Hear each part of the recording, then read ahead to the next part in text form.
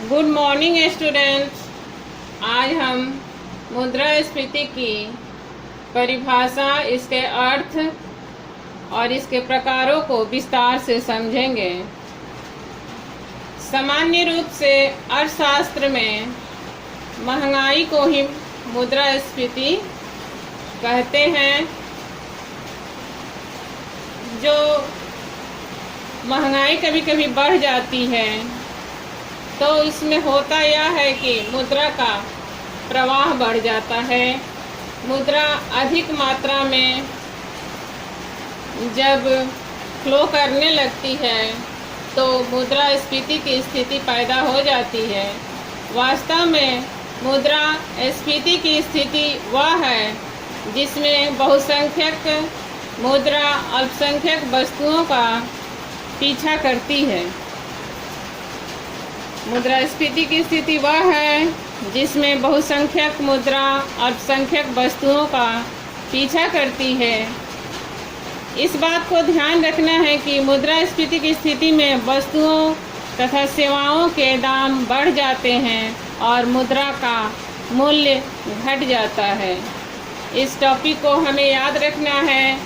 जब भी हम मुद्रास्फीति को समझेंगे तो उसमें ये समझेंगे कि वस्तुओं तथा सेवाओं के दाम बढ़ जाएंगे और मुद्रा का मूल्य घट जाएगा। मुद्रास्फीति 3 प्रकार की होती है।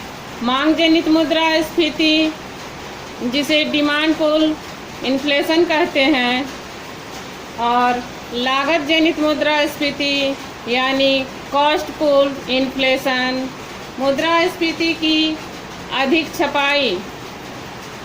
तीसरा जो टॉपिक है मुद्रास्फीति की प्रकार की, वह है मुद्रा की अधिक छपाई या प्रवाह, excess printing and flow of money.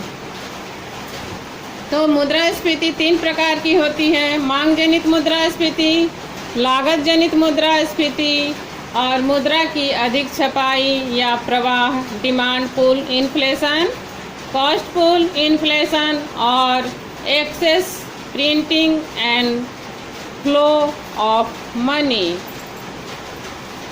मुद्रास्फीति के प्रकार, हमने इससे पहले मुद्रास्फीति की परिभाषा और इसके प्रकारों को समझा था। मुद्रास्फीति सामान्य रूप से महंगाई को ही कहते हैं और मुद्रास्फीति में वस्तुओं और सेवाओं के दाम बढ़ जाते हैं। इस प्रकार मुद्रास्फीति की 3 प्रकार होती है। मांग जनित मुद्रास्फीति, लागत जनित मुद्रास्फीति और मुद्रा की अधिक छपाई व प्रवाह। तो हम सबसे पहले मांग जनित मुद्रास्फीति की डिफिनीशन समझेंगे। मांग जनित मुद्रास्फीति आखिर होती क्या है, क्या होती है इसकी बाजार में स्थिति और किस तरह से हमारे बाजार में मांग जनित मुद्रास्फीति आ जाती है। तो जब बाजार में मांग जनित मुद्रास्फीति वह है जब बाजार में वस्तुओं और सेवाओं की मांग एवं आपूर्ति में असंतुलन आ जाए। असंतुलन आ जाए अर्थात बाजार में वस्तुओं और सेवाओं की मांग और आपूर्ति के बीच असंतुलन आ जाए और आपूर्ति के मुकाबले मांग बढ़ जाए। आपूर्ति के मुकाबले क्या बढ़ना है?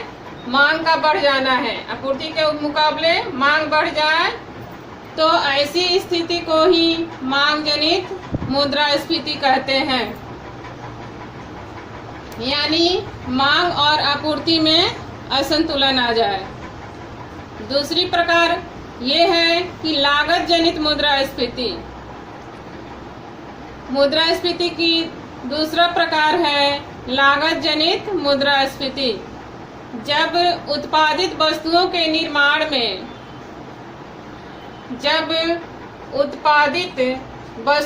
निर्माण में लागत मूल्य बढ़ जाए। अगर हम कोई चीज़ बना रहे हैं और पहले के मुकाबले हमें अगर उस वस्तु को बनाने में ज़्यादा मूल्य आ रहा है, ज़्यादा खर्चे आ रहे हैं, तो ऐसी स्थिति में वस्तुओं के मूल्य बढ़ जाएंगे। ऐसी स्थिति में वस्तुओं के मूल्य क्या होगा? बढ़ जाएगा। और इस स्थिति में हमारे बाजार में क्या होगी? वस्तुओं और सेवाओं के दाम बढ़ जाएंगे और फिर मुद्रास्फीति की स्थिति आ जाएगी। तो इसी चीज़ को हम अर्थशास्त्र में, जब उत्पादित वस्तुओं के निर्माण में लागत मूल्य बढ़ जाए तो इसके परिणाम स्वरूप भी महंगाई बढ़ जाती है, और ये जो महंगाई बढ़ती है उसे ही लागत जनित मुद्रास्फीति कहते हैं। इस प्रकार एक और है मुद्रा की अधिक छपाई व प्रवाह। अब इसे हम समझेंगे। मुद्रास्फीति के प्रकार। मुद्रास्फीति के प्रकार में मेरा अगला प्रकार है मुद्रा की अधिक छपाई व प्रवाह।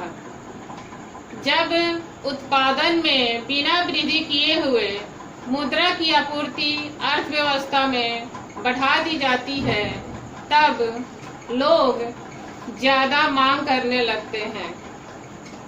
अर्थात जब हम किसी चीज़ का उत्पादन करते हैं तो उस उत्पादन में हम सामान्य यानी पहले के मुकाबले ही मुद्राओं का, जो उसमें साधन का हम व्यय करते हैं, वो पहले के मुकाबले ही रहती है।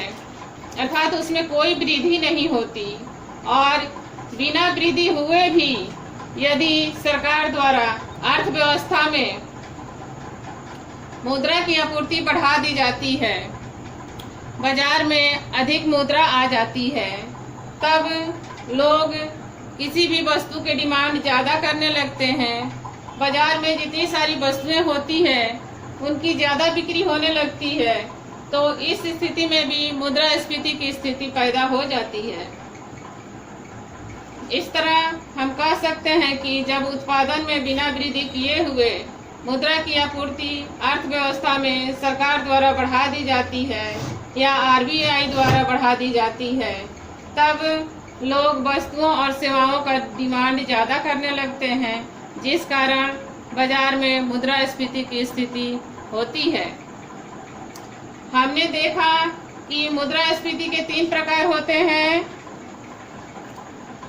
और तीनों प्रकारों को हमने अच्छी तरह से समझ लिया है, और इन तीनों प्रकारों को समझने की हमें बहुत ही ज़रूरत है।